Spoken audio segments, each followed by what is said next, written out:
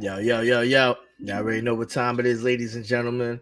It's Drunk Sports Talk time. You know how we do it. We always set it off. Today, I got a red cup, ladies and gentlemen. All right. I got a red cup today. I didn't feel like taking a shot. I'm taking swigs of That's some the grown Cup man Boys. shit and word up. And this shot right here, y'all already know the playoffs is tomorrow. And y'all already know who got the second seed. I'm wearing their hat. Let's talk about the future. Jalen Brunson being an MVP. I agree with that statement. But let's go. We're going to whip the Sixers' ass. Fuck Philly, love y'all, but hate y'all. Yo, salute. Salud. I set the shit up right. We gonna since niggas like to bite, we gonna bite too. Let's go. We are the New York Knicks. We are the New York Knicks. Oh yeah, right. We are the New York Knicks.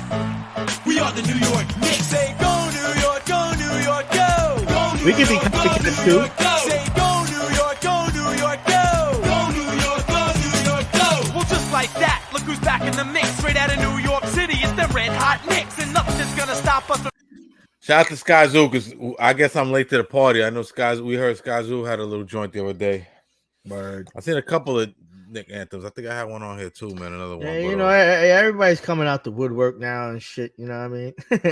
yeah, that's the good. That's the old. It's it's old as like some '94 shit, but it's just it's like it's it's what we know now. So it's hard to like change. It's hard to change an anthem almost. You know what I mean? It's like feels unnatural.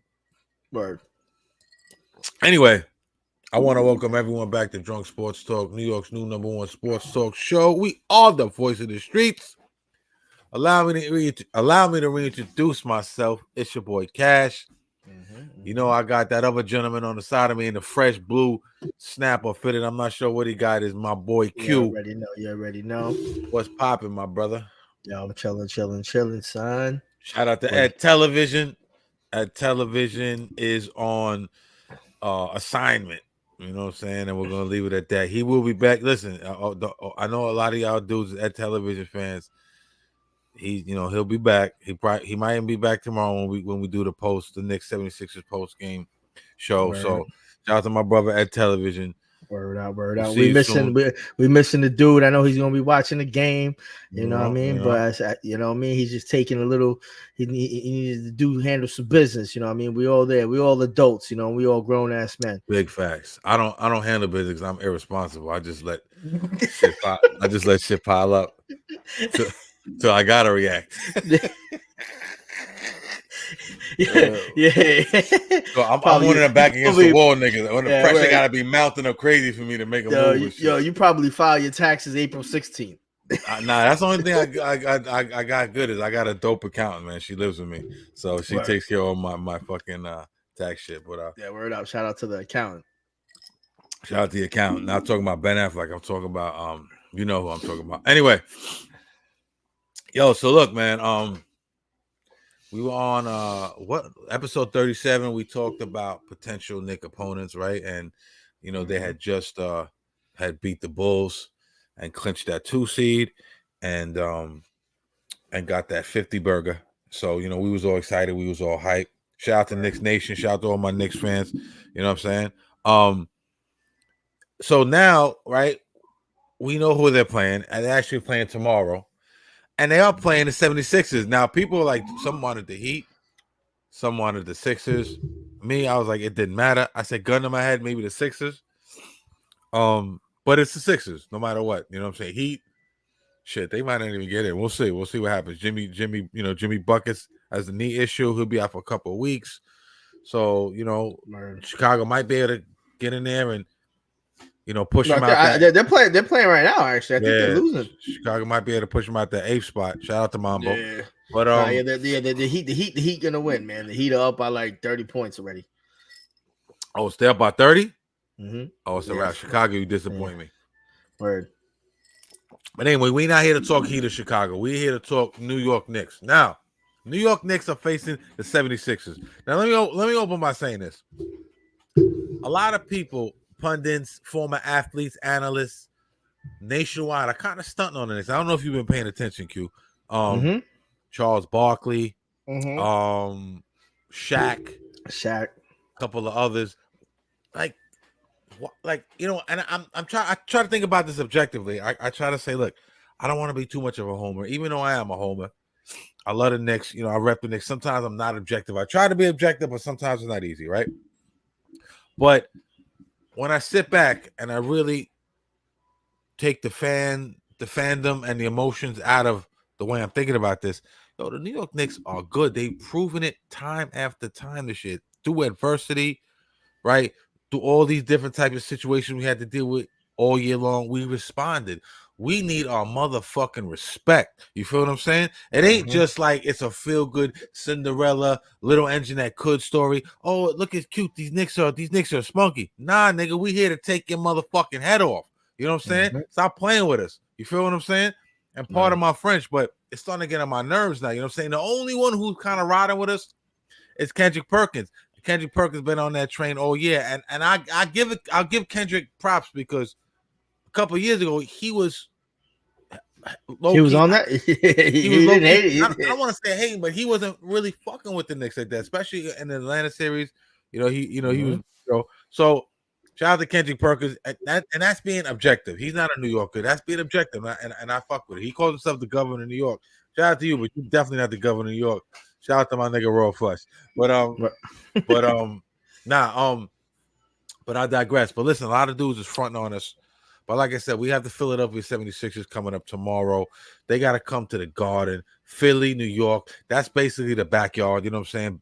Our backyard is Philly. So it's the East Coast thing. It's, you know what I'm saying? It's an up north East Coast affair. What's your thoughts on this? Because in my opinion, I don't think Philly could fuck with us. You know what I'm saying? I just don't like watching Joel Embiid. When Joel Embiid got injured and he first came back, he was balling out a little bit. Then he kind of re-injured his what was it? I think it was his ankle. I thought it wasn't ankle surgery. I think it was his Achilles. No, his Achilles, right? I gotta look with it. Whatever it is, it's some of the lower extremities, right? He came back. He was looking good. My mom was texting, yo, Joel Embiid balling, dog. I don't know if you want to, you know what I mean? I don't know if we want to see them niggas in the first round. Embiid is the MVP, former MVP, or the reigning MVP, I should say. And Joel Embiid can flat out ball. He's probably, I think he's better than Jokic. Some people say Jokic. Some people say the Joker. I think Embiid skill wise is a little bit better than the Joker. But if you say the Joker, I'm not mad at you. But those two, basically the two best big men, are possibly the two most skilled players in the league, other than maybe Kyrie, and there's a couple of others, but those are the two that come to mind when you say that. So I say that to say this: watching him against the Heat the other night, that wasn't Joel Embiid. You know what I'm saying? Oh, yeah. He's skilled and crafty enough where he can still score, right? Because he's just skilled enough. Like I can get on the court right now and I can get a couple of buckets, even though I might not be in the best basketball shape. I just been playing so long, I know how to score. But defensively, laterally, you know what I'm saying? His quick help defense, he looks slow. And some people say he injured himself. Some people say he was just gassed with conditioning. Whatever it is, if that Joel Embiid shows up tomorrow, we eating their lunch, B. You know what I'm saying? Your thoughts on the 76ers, man. Yeah. Can the Knicks beat them? Will the Knicks beat them? And how many games will it go? I say yes without a doubt. And and let me just rephrase. Before I said it was Achilles, but it was actually a knee injury. So knee injury, okay. Yeah. I should have known that. My bad. Yeah, I without a doubt, I think we could actually beat them, especially for seeing the Embiid that we just saw. Yeah, I think we're gonna beat them. Maybe I think it's gonna be like 4-1. I mean, that's gentleman's sweep. A gentleman's sweep. And the reason I say this is, and I'm not saying that they slacking, but look, we're playing against maybe a 70-75% Embiid. He's not looking too great. The team, they don't shoot better than us, and they're not going to beat us. If Embiid is going to be playing like how he is, we're a transition team. We're going to be running up and down that court. We're going to be playing our heart and souls out every single minute of that game. We're going to be having Hartenstein and Precious Chua and Mitchell Robinson all over Embiid. Now, they're going to have to kick the ball out, and they're going to have to start, dishing out and making some of those three-pointers, with either Oubre or Held and Tyrese Maxey and, what I mean? And Tobias Harris, and hey, look, they're having a great season, but they didn't look too great against the Heat, and let's be completely honest. And they almost lost, and Jimmy Butler didn't even play the last couple of minutes of that game, and the Heat only lost by 1 point. So with that going to say, if the Knicks are going to come and shoot, and we're going to give our heart and soul, and we play tremendous defense, and we're in our home team, I really don't think there's, it's going to be a good series. I think they're going to be close games. I don't think we're going to beat them. When I say we're going to win, 4-1, maybe even be 4-2. It's not going to be like, we're going to beat them 30 points, 25 points every single game, but I think we're going to beat them. I think we're going to outclass them. I don't think Tibbs just got here to win 50 games and Jalen Brunson got here almost as a top 3 MVP candidate. And then all of a sudden we're just going to fall apart against a team that almost didn't even make the playoffs. And Embiid's always hurt, so, he's going to have to give us 120%. He's going to have to give the Sixers 120% in order to potentially beat the Knicks. And that's going to be every single game that he plays. And I don't think they just have enough for us. Our bench is too deep. Our starters are too prepared. I think we're too hungry. This is a New York team that hasn't really won anything in a very long time. And we have the chance to do it because the second round is going to be – the semifinals is going to be easy peasy, in my opinion. Yeah. It's just we get through the first round, we should be going to the Eastern Conference Final, in my opinion. I don't disagree. Okay, a couple of things concern me. I agree. Like I said, pardon me, I have a little cold, so bear with me. Embiid last game against the Heat had 23, 15, and 5 in 38 minutes. I mean, those are fucking great numbers. You know what I'm saying? Let's be honest. But he didn't look like Embiid. There's a difference. If you know basketball, if you watch basketball, you understand what the fuck I'm talking about. So that's something, if I was a Sixers fan, I'd be a little bit leery about. Nicholas Batum, yeah, am I worried about him? Not really. No disrespect to him. He could ball. Kyle Lowry's a veteran. Buddy Hield's a sharpshooter. They all can shoot pretty well. Tyrese Maxey, straight baller, straight, probably all NBA third team, maybe something like that. Tyrese Maxey. I love Tyrese Maxey. I wanted the Knicks to get him. Tobias Harris is having a really good year. Kelly Oubre strapped up. Tyler Hero, lovely last game. You know what I mean? We're gonna talk about that. But they got some players. But like you said, you ran through all the Knicks, all the player personnel with the Knicks. I just don't think they match up. I think we're gonna out hustle them. I think we're gonna out rebound them. I think defensively we're better. I think I like Nick Nurse as a coach, but I also like Tibbs. You know what I'm saying? And we talked about Tibbs and how he's gotten better making adjustments. But so that concerns me a little bit if I'm a Sixer fan. What concerns me if I'm a Knicks fan is I spoke a little bit about this. I alluded to this in a little monologue I did, that, we have this, like I said, Draymond Green, Shaq, Charles Barkley, all saying that we not really as good as we think we are. And that, to me, puts a little bit of pressure on us, man, because in terms of, are we just a little engine that could feel good story, or are we the real deal, right? So that's internal pressure, right? But as you know, Q, the playoffs, everything slows down. We've talked about this time after time, man. There's not as much run and gun. People pay a little bit more attention to defense, defensive assignments, taking the ball out of players' hands. Coaches make more adjustments. Now, when you play a team in a regular season, right, you might play them that night, right? Not saying you don't practice, you don't prep for them. I know coaches are well prepared and they're meticulous in what they do, but they don't have enough time. I'm saying they don't have enough time. They don't have an abundance of time. Now you're seeing people for 5, 6, a 5-game series, 7-game series, whatever, 7-game series. You back in the days, first round was 5 games, but 7-game series, you have a lot of time to make adjustments, right? So we're gonna find out. This is all also going to come down to a chess match of the coaches. You know what I'm saying? So that's something, we're gonna see. Has Tibbs, can he truly make adjustments? This is a big test for Tibbs because this is a 1 seed, a 2 seed versus, in theory, another 2 seed or potentially a 3 seed. This is not your normal 8 seed team like we spoke about, or even potentially a 1 seed. They could, if it be probably, those would have been. It would have been a fight between the Celtics, the Knicks, and the Sixers. Because if we would have had Randall and the Sixers would have had Embiid all season, then that would have been the race. Facts though. Fact though. But Fact, though. shout out to Troy. Yeah, fact though. But yeah, so that concerns me a little bit if I'm the Knicks. You know, another thing that concerns me a little bit is, you know, Nick Nurse has a chip, right? He won a chip at Kawhi up in Toronto.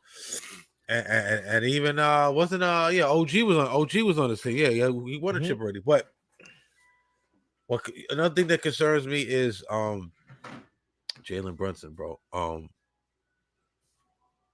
Is he tired? I know he has a little bit of time to rest. I get it. Is he run down from the season? What is Nick Nurse going to do? Because we only have one primary scorer. Let's keep it a buck, right? One primary scorer. We talked about this last episode. Who's going to be the next Nick to step up and, you know, and take on the role of, you know, the number 2 primary scorer? Now, I want to play a clip real quick from Mike Francesa. If you know about Mike Francesa, New York sports talk radio legend. Him and Mike and the Mad Dog were staples for years in New York, right? Legendary. But he has his own show now, the Mike Francesa podcast. I don't always agree with him, but he's knowledgeable, and he says something that I actually do agree with. I want to play this clip and tell me what you think. Ready? The Knicks don't have a legitimate second scorer. It has got to be DiVincenzo, but Dante is a energy player and a volume shooter. It's difficult to have a volume shooter as your number 2 scorer. And watch if the Knicks, are they going to do it with balance? Are they going to do it where it is clearly Dante who becomes their second scorer? In the playoffs, you usually have a team built where you know this guy's number 1, this guy's number 2. Draw a line under there and say, how are they going to perform after that? The Knicks don't have that number 2 right now. They don't have that guy that you can underline. Now, it's got to be Dante. But the question is, how much scoring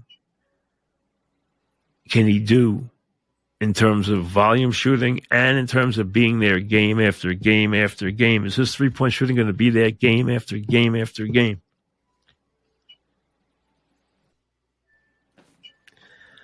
The Knicks don't. Do we not say this last episode? Yep. This Mike Francesa shit just dropped, I believe, yesterday. We said this. There's even a clip. If you're not a subscriber, subscribe and go back to our last clip. It was saying the same. So it's not only me or it's not only us. Can Devo be the second scorer? He's a logical choice, in my opinion. I think he can, but can he do it consistently, efficiently, right? And is he going to be able to show up every day?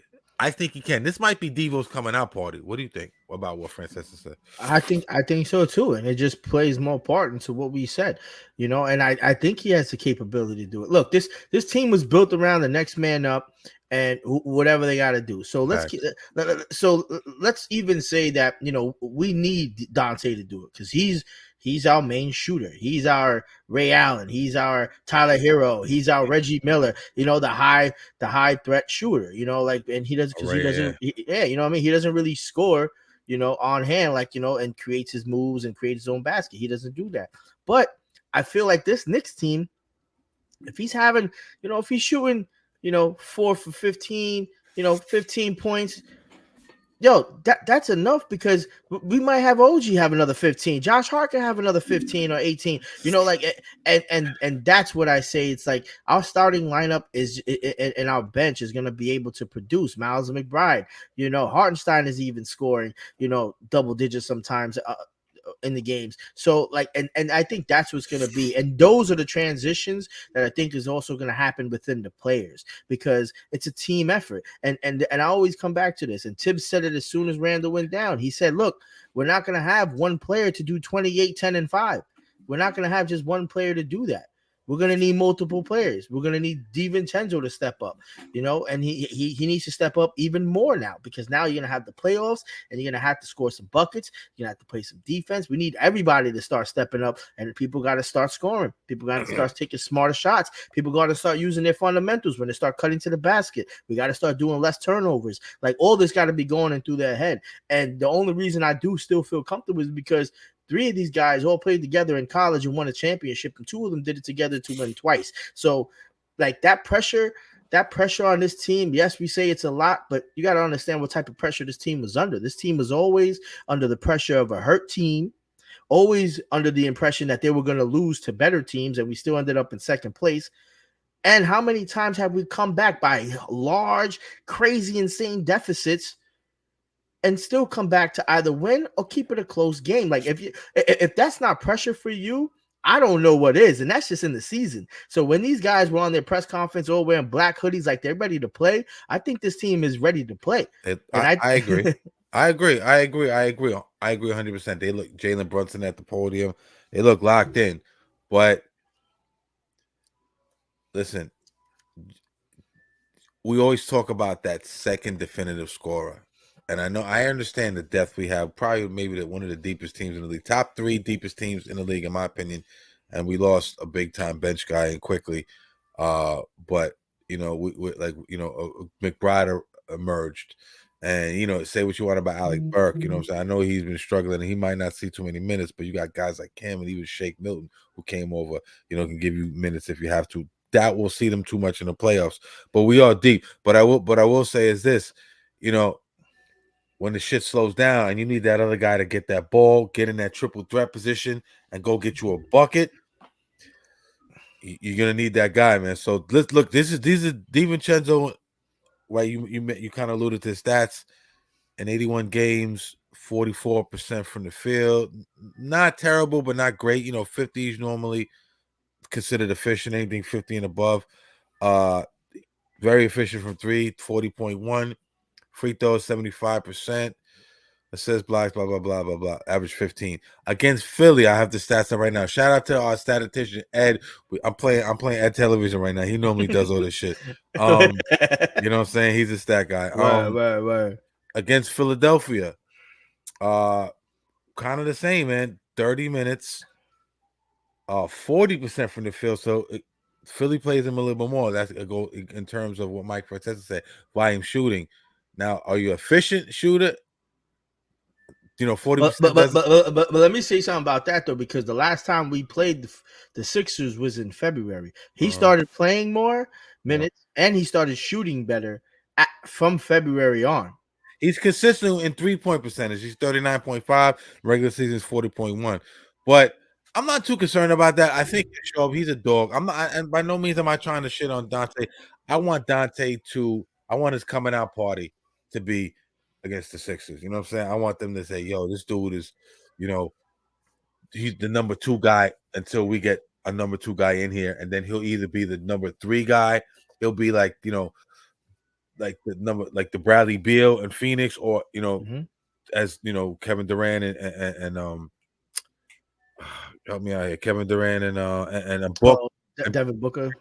Or he'll be number 1 off the bench. So I want him to do his thing, man. But do you have any more thoughts on that? Because I got a really funny clip I want to play. You're gonna crack up off this shit. It's Knicks related. Play it. But yo, this is this is JJ. I'm gonna take a shot. You gotta take a shot for this. This is JJ Redick on what's really becoming one of my favorite podcasts out here right now. 7 p.m. in Brooklyn. 7 p.m. in Brooklyn. Yeah. He was on Mellow shit, Mellow and Miro. Yeah. And Mellow, my guy, I fuck with Mellow heavy and shit. You know what I'm saying? And there's a really good show. He's had Method Man on there. He's had Bomani Jones on there. He's had I think he got Steph coming up, Stephon Marbury. I'm eager to see that. I can't remember last time I seen like a Stephon Marbury podcast. Word, facts. That's you know what I mean. So that's some Brooklyn shit. So that I'm excited. You know what I'm saying? So he's keeping it real New York. I respect that. But this JJ Redick had me dying. This is him talking about Jalen Brunson on the fucking 7 p.m. in Brooklyn shit. Shit's hilarious. Listen.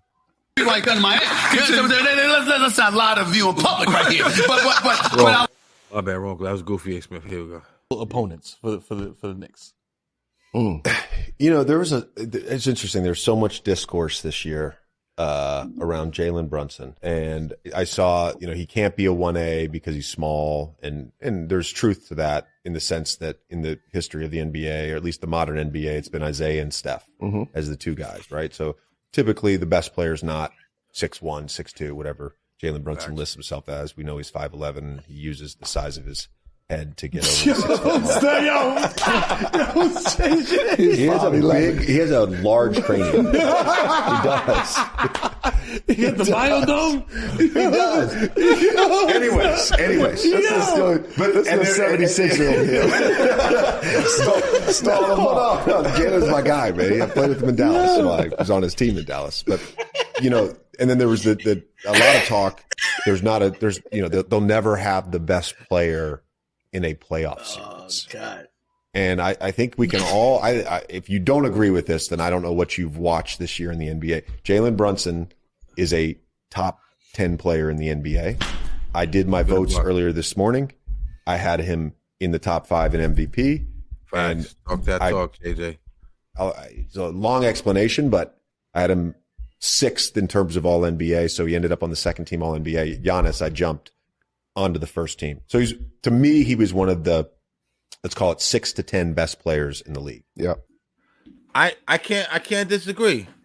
I can't disagree. And JJ, you know, JJ, wow for that. JJ, wow for that. I didn't realize he played with him in Dallas. The big cranium and shit. Yo, that shit had me dying. What, he got like a predator head and shit? Yeah, like an alien head? That nigga got that fucking Humpty Dumpty shit. I don't know. Nah, shout out to Jalen Brunson. Now, and JJ sometimes comes across as pretentious. But I like JJ. JJ's a smart guy. He's an intelligent guy. He has a very high basketball IQ. He sunned Stephen A. Smith a couple of times on First Take. You know what I'm saying? He was like, well, you didn't play.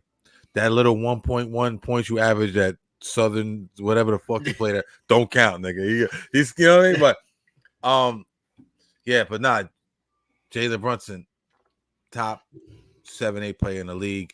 I agree. Second All-NBA second team. Could have been first, but I'm not mad at second. And top 5 in MVP voting. One of the greatest Knicks seasons we've ever seen, along with Melo, Patrick Ewing, Bernard King, Walt Frazier, right? So he's up in the pantheon of Knick greats, man, and I'm happy to have him, man. Anything you want to close out the Knicks? Anything else you got to say?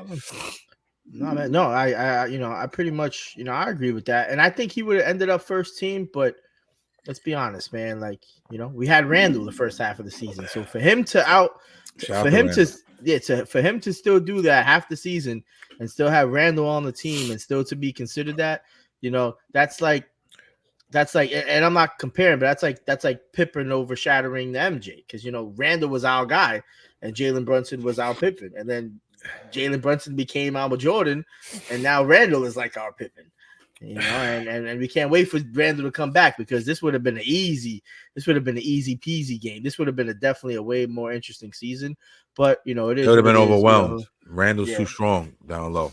Yeah, I think Randall. I feel so bad for Randall, man, because I think this was going to be. I thought this was going to be Randall's year this year. I thought he was going to,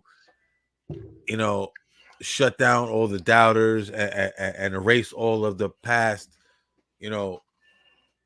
deficiencies. For lack of a better term, in the playoffs. But he'll be back next year, and hopefully win a championship this year. But if not, I think he's going to be a big part of a championship in the future.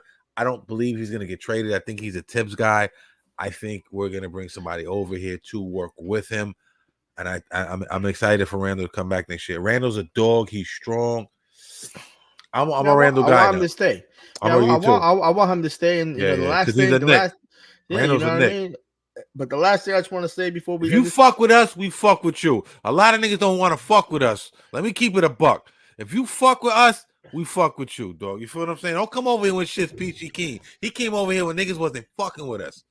Word. held it Yeah, down. we couldn't do nothing, right? you know. So And- let's and- not and- front on a nigga. You feel what I'm saying? And he shine He like shine, a he diamond. But the Right, last thing I right. want to say is like, Word. yo, that Reed comment, yo, homie need to chill because he's already making conflicting statements talking about, yo, this is how dumb he is. Yo, he said, what you talking about? What you talking about? on the 76ers, you didn't hear what Oh what's his yeah, name? yeah. I Chloe? don't say that Yeah, goofy yeah. shit no more. He don't even No, believe that yeah, bullshit. no, yeah, I'm not even doing it either. But listen how that, he said we ain't ducking no smoke. He been watching us. That's our plan. Yo, we ain't ducking no smoke. Yeah, we don't mind playing the Knicks. They're the easier team, bro. That's called ducking smoke. If you want to play the easier team, Yeah. you ducking the smoke because Yeah. when you scared of the Celtics. We beat the Celtics. We beat y'all 3 out of 4 times in the season with a healthy team on your side and a healthy team on our side. And our players are still playing better. That Batum and the Oubre shit, man. Y'all better show up tomorrow at 6 p.m. That's all I'm saying, because y'all gonna look really stupid tomorrow if y'all come and just get totally outclassed, which I believe is gonna happen. We on that Matt Barnes stack shit. We want all the smoke. You feel what I'm saying? I don't care who I play. Facts. Let's talk. Yo, so y'all also before that's the last thing I'm gonna say, but make sure you tune in tomorrow. We will have post-game coverage. We're gonna open up the phone lines again. So if you're with us, call, discuss it, talk, chop it up, whatever you want to do. And make sure you hit like and subscribe because we out here hustling. We giving you shows. We need that support. But yo, we gotta talk a little bit of pigskin, a little bit of football. Last time we try to alternate. We try to talk Jets sometimes, try to talk Giants. It's the off season, so we can't be on here. And shout out to all the channels that are creating content. And this like specific. Good thing about us is we're Drunk Sports Talk. So we're predominantly New York sports, right? But it's a broad scope in terms of New York sports teams, right?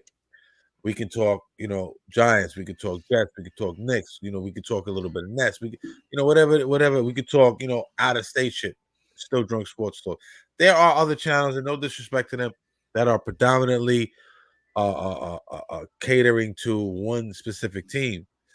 So they're having to regurgitate a lot of shit daily and really dig deep to try to produce content. And I'm not mad at that because when it's Giants football season or whatever sport they cover, it's popping. But when you have the off season, like now it's just a bunch of speculation. It's will the Giants draft Malik Neighbors, O'Dunes, you're hearing Brock Bowers, you're hearing fucking Bo Nix, you're hearing fucking Jay Daniels. Marvin Harrison. And every day it changes. And the next day, well, maybe they're gonna trade up, maybe they're gonna trade down, but they're gonna do this, we're gonna do that. There's certain things we know the moves they've made. Now with the draft, we don't know. We can only speculate what makes sense in terms of how we think, and try to go into the minds of Joe Schoen and Brian Dable and kind of see what they do. Now there's a basic knowledge of we know the hole that they have, and we know that the needs that they need to address, right? But it's still at the end of the day, it's all speculation until that night, right? But that being said, we're gonna talk some Giants. The Giants, I'm tripping right now because I feel like we've talked about this maybe 10 times already, but we're gonna do it again because there's some new speculation going on. It's speculating that the Giants potentially might be trading up to obtain a quarterback. We all know, we all have from little things that Joe Schoen says, little things that Brian Dable says, obviously the play of Daniel Jones, that the Giants are looking to move on from Daniel Jones, the way his contract is structured. We can get off that deal end of this year. But we always thought, hey, the first 4 to 5 spots, all the good QBs are going to be gone, right? You know what I'm saying? Somebody, we thought, okay, we're going to go out and get a playmaking receiver. Now they're saying, then it crept in for a little while that maybe we could do some deals with the Patriots, but it looks like Patriots are going to take Drake May now. That looks pretty solid. I don't know for sure. That looks pretty solid, right? But trading up to get a QB, right? This is what I have here. I have Caleb Williams going first to the Bears. Okay. Jaden Daniels, who is my preference, right? They say this is the latest CBS mock draft. And it's subject to change because it's been changing. Jaden Daniels, number 2 to Washington. Patriots, Drake May. Malik Neighbors, who I kind of like, but Malik Neighbors said a little bit of slick shit about Daniel Jones. I don't know if you heard that. Like I think it was last week. So 5, JJ McCarthy at the Vikings taking him. Now the original 5th pick was the Chargers. The Chargers don't need a QB, so that everyone's thinking that the Vikings, who have the 11th, I believe the 11th and the 23rd pick. Let me just check. 11th Vikings and the 23rd pick are going to draft up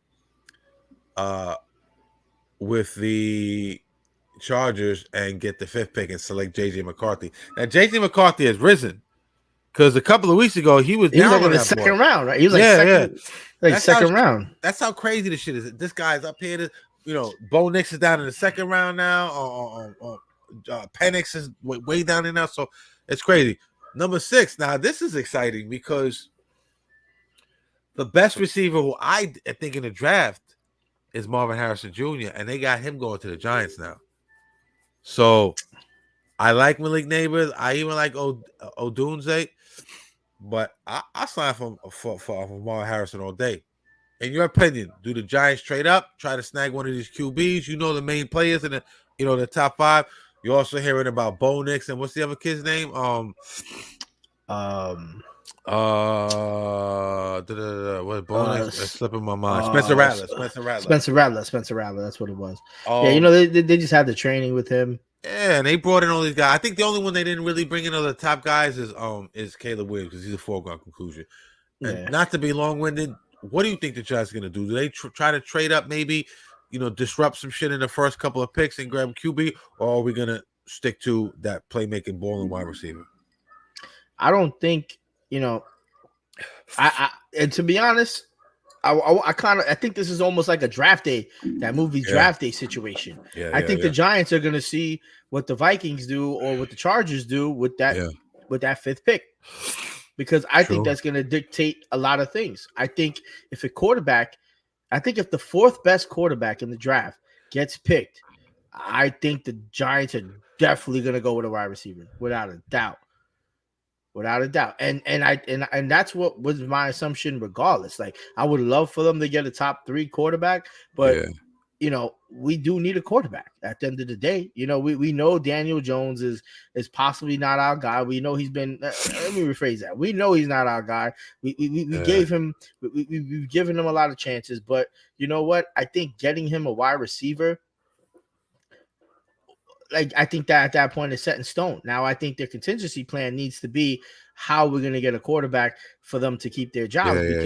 What did Mara already said? Look, Joe Shane and Dable, their clock is not resetting. So they're still going to have to figure out how to win these games if Daniel Jones doesn't win, and doesn't pan out. Progress. We need to see some type of progression. Yeah, and I think at that point, like, we can see what they could do with any type of quarterback, but obviously you don't want to have, you don't want to waste your pick on a quarterback that you think might be. It has to be a quarterback that will be, and that's what Dable does. Dable knows, Dable's a quarterback guy. He didn't draft Jones, and look how, Josh Allen panned out for him. Like, we know he could do it. We know he might see something in maybe a quarterback in the second round that might pan out just to hold them over a little bit, just to keep us above 500. But we need these weapons. We haven't had a premier wide receiver since we drafted Odell Beckham in 2014 or something like that, 2014, 2015 or whatever it was. That was the last time.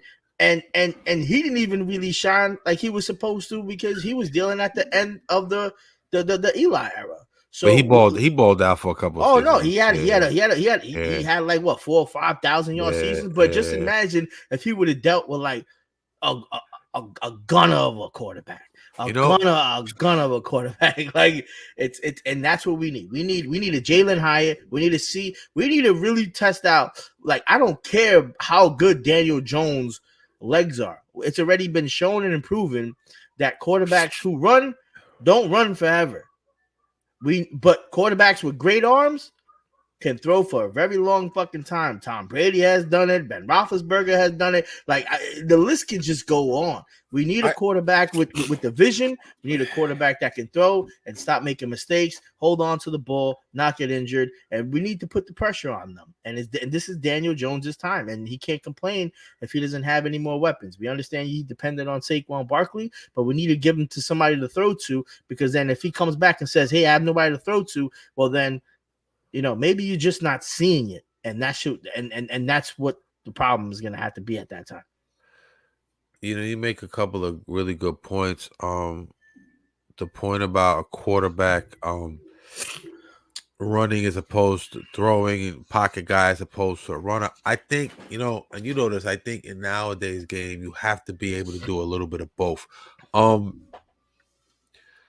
so, you said so many things. And the other point you talked about maybe getting a guy in the second round, and if you don't like building him up, you can't get that guy in the first round, right? The top 4, right? Let's not just settle for a guy just to get a guy. People's jobs are on the line. We don't want to have another 5 years of a guy that, like a subpar guy. If you don't feel that's really a guy, and I think Joe Schoen and Brian Daboll are pretty smart. I don't think they're gonna go that route. But you have a great point as far as you said the second round, getting a guy maybe later on in the rounds and build him up, because Mel Kiper said something similar to what you're gonna say. And I want to play that clip real quick, and then we can talk about it. See where he goes, and if the Vikings are able to get up there and get him before the Giants do. So, Mel, taking all this into account, you have the Giants making, in your mock draft, a very interesting move here. Tell everyone what you see them doing. Yeah, get Malik Neighbors for Daniel Jones to try to help him and develop and build on what he did 2 years ago when he won a playoff game against Kirk Cousins and the Minnesota Vikings. It looked like he was moving forward to being an elite quarterback. Well, injuries obviously came around him, problems there. So you get the insurance. So Brian Daboll says, okay, I get the receiver to help Daniel, but I also get some insurance moving up to get Bo Nix. Bo Nix is 24. Bo Nix has a gazillion starts. J.J. McCarthy's just 21 years of age. Now you get a guy more NFL ready. You get a guy that, hey, if Daniel Jones gets injured or he doesn't take that next step, then you have Bo Nix waiting there to reset things and become that guy. Malik Neighbors said quarterback-wise, they said they're going to address it at some point. May not at 6. Maybe a wide receiver there, but then you go back up and get the quarterback. Will Levis, Tennessee moved up and got him last year, early in the second round. Similar situation here with the Giants. Will Levis is still yet to be proven, but I understand what he's saying. That's kind of similar to what you said. I will say this real quick. Bo Nix has a monster arm. In turn, if we're talking, let me just pull up the quarterbacks. I want to. Where's shit? Where's my call? Okay. Bo Nix, monster arm. If I have my preference, right, and I know we're probably not going to get him, it'd be Jaden Daniels. Jaden Daniels has legs. He has pocket awareness. When the play breaks down, he can extend plays. He has an arm. He has downfield awareness. I like Jaden Daniels a lot. The knock on him is that he's a little thin, but you get in the weight room, dog. That ain't no big deal. Nowadays, you can bulk up, real quick. Drake May, he's not as athletic from what I've seen he's not as athletic as Jaden Daniels, but Drake May, Drake May, he reminds me a little bit of Aaron Rodgers, and listen, everyone relax, in the sense that he's not a runner. He's not a Justin Fields. He's not a Lamar Jackson. But when the play breaks down, he's elusive. He can extend play. Remember how Aaron Rodgers in his prime, he used to give the Giants fits. You know what I'm saying? He wasn't. Oh, man. He wouldn't get out. He'll extend that play like 10, 12 seconds. Right. But he wasn't an RG3. He was like, he got on his little gaps and seams, and he would, then he would slide right. And he would gain 7, 8 fucking extra yards on a play. And he used to drive me nuts. Drake May has that type of potential. He's not a straight runner. He's not a Russell Wilson. He's not like I said, a RG3, Lamar Jackson. I mean, even Josh Allen, you name it. But he has that playmaking ability. Obviously, Drake May won't be here. I mean, not Drake May. Caleb Williams won't be here. Jaden Daniels like that will be here. So I'm of the mindset, just go ahead and get the receiver. And if you like Bo Nix or you like Penix in the second round, go for it, man. You know what I'm saying? But other than that, if like what I said earlier on the board, if Malik Neighbors goes to the Cardinals, I don't know why Marvin Harrison supposedly has fell in the draft, but you take Marvin Harrison all day. I was looking at an article the other day, and Louis Riddick, you know, he's former GM, former NFL player, a very knowledgeable guy. He said that Marvin Harrison is like a faster Devontae Adams. That's crazy. Yo, that's a crazy comparison. Yo, like that's scary. That's scary. Devontae Adams, you throw him on the outside, right? He goes 1-on-1. He goes up against the ball. He you know, he's not much of a. He could put him in a slot, but he's on the outside. He's trying to get that smoke, take the top off the defense. Strong guy, stretches the field. And then I heard Malik Neighbors. He also compared Malik Neighbors to Stephon Diggs and Tyreek Hill in terms of lightning speed. You know, Stephon Diggs has really good hands. You know, Tyreek has good hands. A little, you know, probably not as good as Diggs. You know what I'm saying? The knock on Tyreek is his hands aren't as good, but Tyreek is a fucking monster.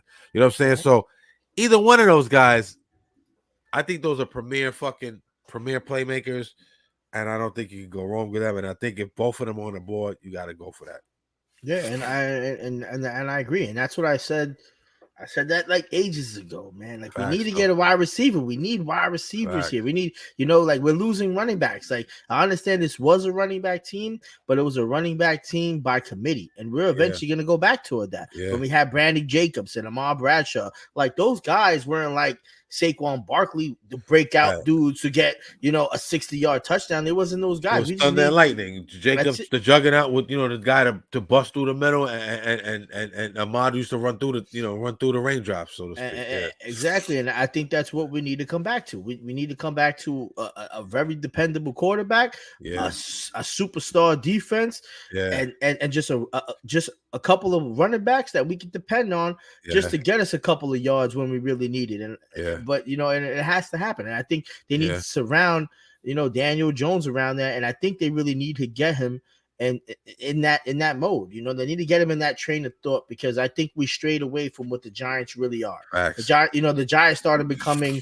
you know, a team that has, you know, a running quarterback. You know, we were never that team. And then our defense started fading. We were never that team, you know, and then we got a superstar running back in Saquon Barkley. We were never that team, you know. As soon as we can start going back to what used to win us championship and hold true to it, I think we'll end up going places as long as they're under the right leadership and coaching. You know, these guys will be able to do it. And I know that they're going to have to do it because they're under some strict, you know, like they already made the statements, you know, that's not coming from me first. That's coming from directly from the owner.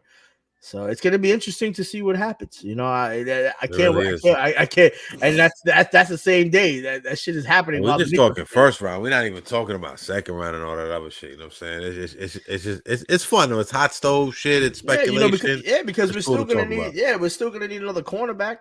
You know, because we don't even know what's going on with Adoree'. But we don't know what's going on. You know, Adoree's gone, you know, so we're still going to need another cornerback. Yeah, you know, to go with Deontay Banks, even though Trey Hawkins is decent, but I agree. I think we need another cornerback. I definitely think we need another cornerback. Didn't we get? Oh no, we got Jalen Mills at safety. My bad. I thought we got Jalen Mills. Shout out to Jalen Mills. Yeah. So all the Giants fans, hold tight. You know, we're probably not going to hear too much Giants talk for the next, probably until the draft. But Giants, you'll hear some serious Giants. Yeah, you'll hear some serious Giants and Jets talk after the draft. Yo, they play. Yo, the draft is on damn near at the same time that the Knicks are playing the Sixers. That's game 3. Yeah, that's crazy. These motherfuckers, we're not used to this. We're not used to this playoff. You know what I mean? Like that, I think the Knicks playoffs takes precedence, but in my opinion, you know what I'm saying?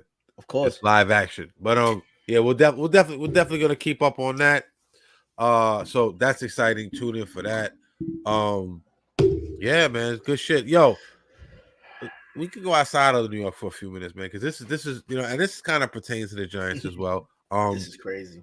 This is crazy, right? Brandon Ayuk requested a trade, right? If you're the Giants or you're Dable, how do you not pick up the phone and make that call? Now, I don't foresee the Niners trading him, man. With Debo and Ayuk is a fucking nice, both lining up on both different sizes is you'll set Brock Purdy back, in my opinion. You're giving him some nice weapons along with Kittles, and they have a really nice team over there offensively. Brandon Ayuk, you think he gets traded? You think the Giants have a shot on landing him, or is this basically just being disgruntled and this is basically just posturing for contract negotiations next year? Because he's on the 5th year of his deal, you told me the other day, or something like that, right? Yeah, he's on his his rookie fifth option right now. So he becomes a free agent next year, and then he could either be tagged or get a deal before that. I think he's these NFL players, like any of these professional players, they're smart, and like they have some guidance from people who've been in those situations and their agents, So these guys know how to make money, but in my opinion, I think it's a little bit deeper than that. But in the same way I felt about T. Higgins, players of that caliber just don't ask for trades only because they want money, because they know they're going to eventually get money.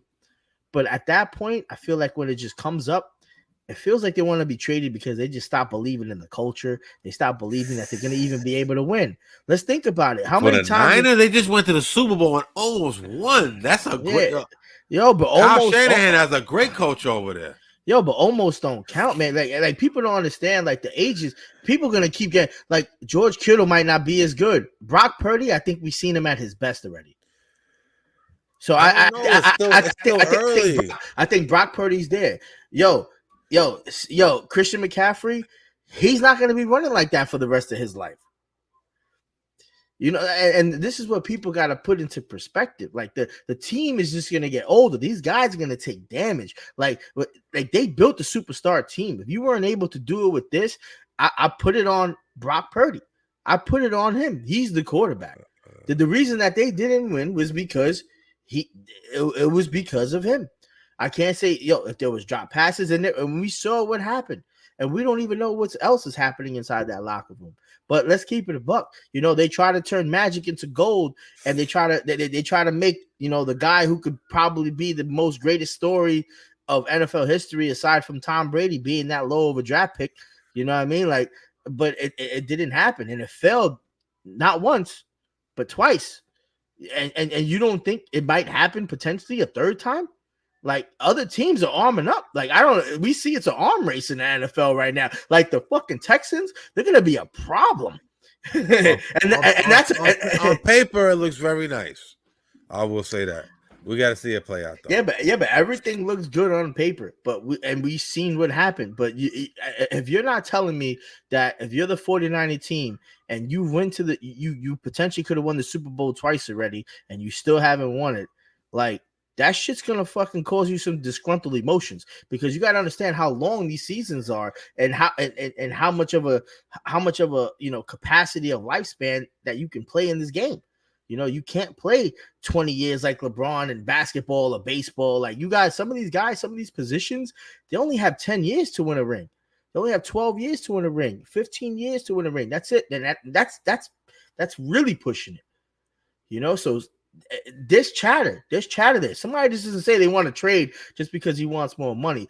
He's really believing, in my opinion, believing that he doesn't think that one.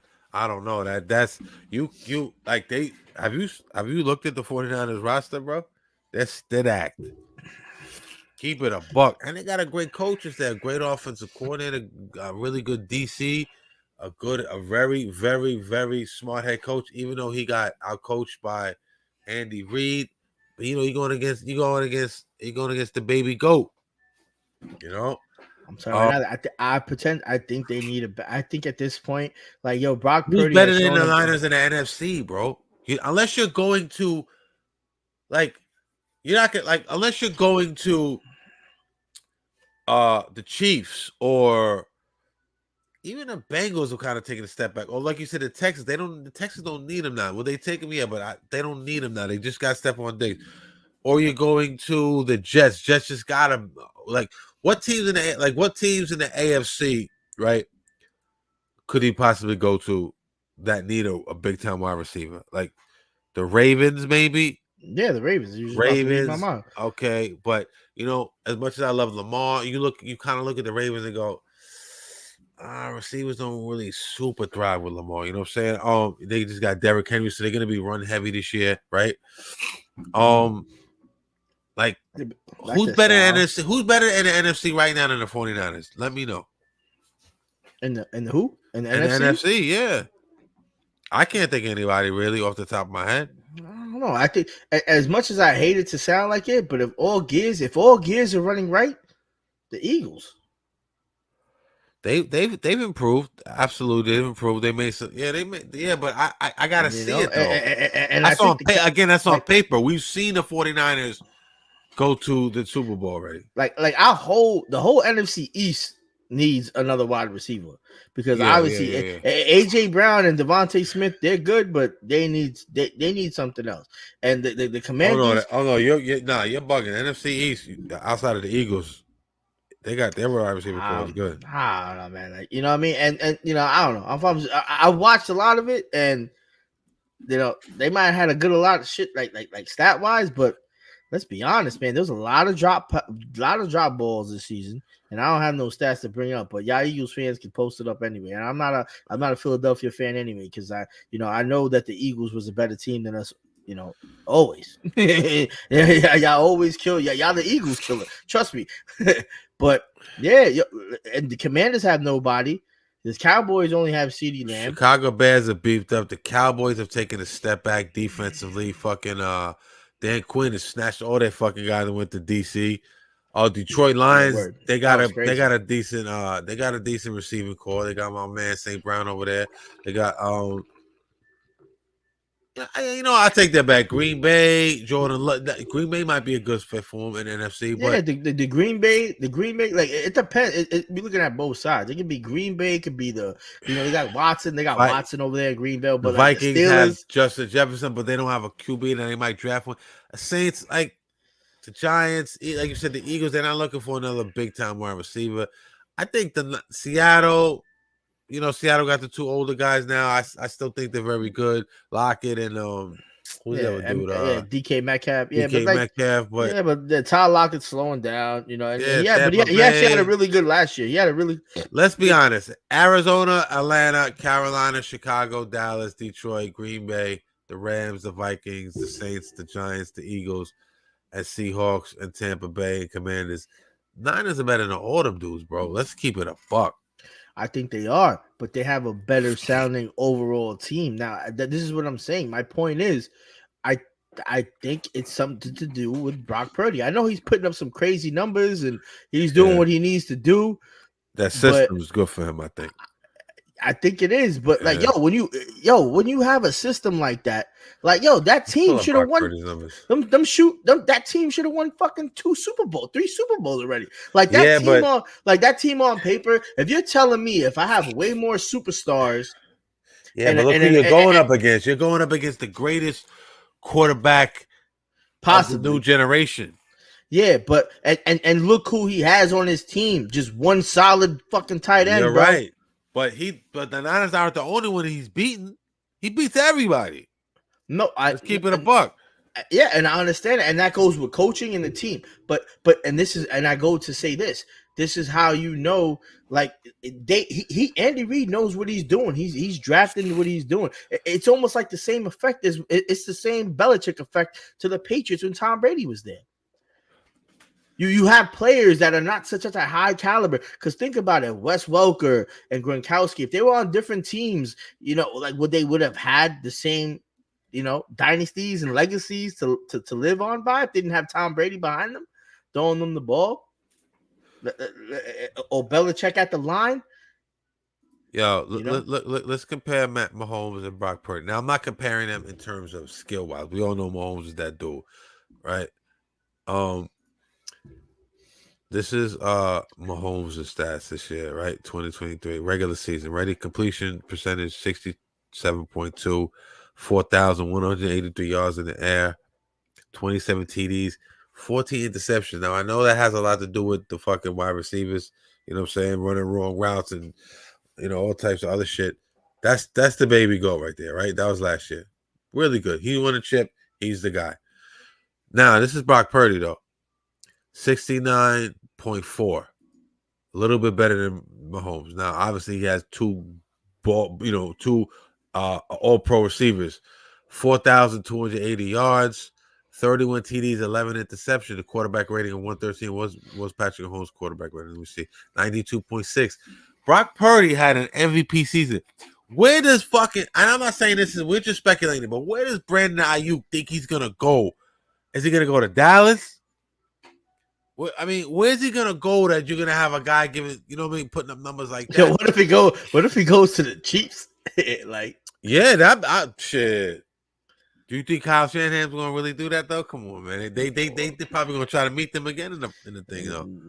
Yeah, they're going to try, but it's going to be. Go to the Giants. The Giants suck right now. Yeah, we need another wide receiver. Nobody worried about the Giants. Nobody worried about the Giants. Send them over here. It's gonna be interesting. Look, it's all speculation. No, look, we've been drinking, but I'm just saying, if somebody's talking about something like that and they want to trade, it's for reasons. I don't always think it has to be money related, but our job is to think outside the box. So if it's not about money, what else is it about? It's about maybe somebody underperforming. Maybe somebody's just not happy. Like Adoree Jackson, we know it's money because we know the team is not. Adoree Jackson. The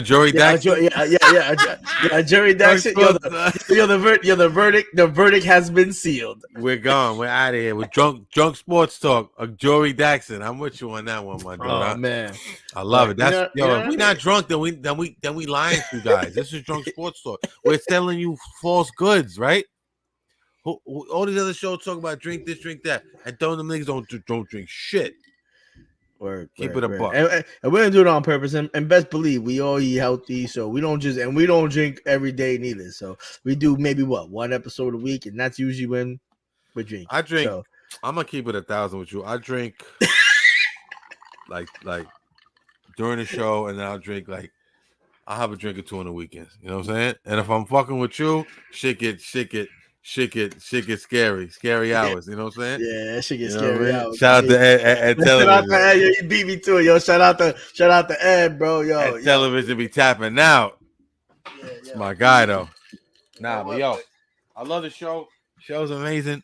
Thank everyone. I want to thank everybody for always tuning in, showing love. We are trying to reach 700 subscribers. I know it seems like a minuscule number to you, but it means a lot to us. Please get us to 700. We have a really awesome giveaway coming up. We will be announcing next week. Q is quarterbacking that, so he's gonna come in all the details. We're gonna be all over our social media. If you don't follow us on Instagram, please go to Drunk Sports Talk, TAWK on Instagram. Like us on Facebook. Please hit like under this video right now. It's free. Don't be stingy. Share this. Subscribe. Show love. Yeah. The subscribers don't reflect the views. And we just having a ball doing the show. I love doing the show. I'm having a blast, brother. Yeah, just yell at us, comment, tell us we're wrong, tell us we're right. Just be respectful. We can catch your grandmas out there and bust her drawers. Yeah. we ain't trying to disrespect nobody out here. Everybody's out here to trying to be fun, and that's what it's all about, right? Facts. Shout out to my brother King Amin and my man Adrian Bump Jones.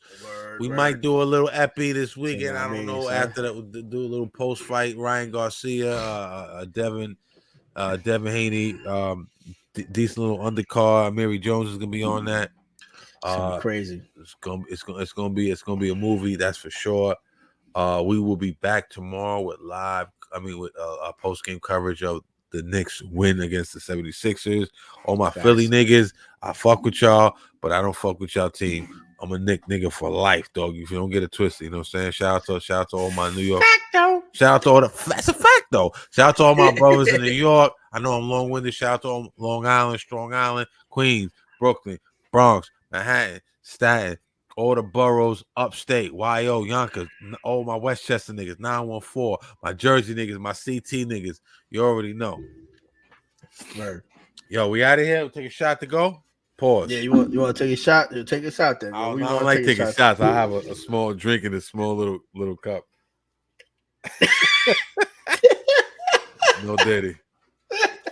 We don't take shots no more. We take little drinks and little shot glasses. Yeah. All right, no doubt. All right, yo, this shit is just for. I don't even know, man. At this point, This is for the New York Knicks tomorrow night, going into Midtown and whooping on the candy asses paws of the Philadelphia 76ers. Man. Candy ass. It's a wrap. Sound like Dwayne Johnson wrote that speech. Jay Johnson. And also, and who is it? Jane Johnson, and who's the other one? Jerry Jackson. A Jerry Jackson. Jerry. Yeah, listen, I'm a little bit colorblind. I'm starting to think I'm a little bit like fucking. I have a speech impediment. Jane Johnson and a Jory Daxon. Let's go. That's my niggas. Yo, peace. Peace.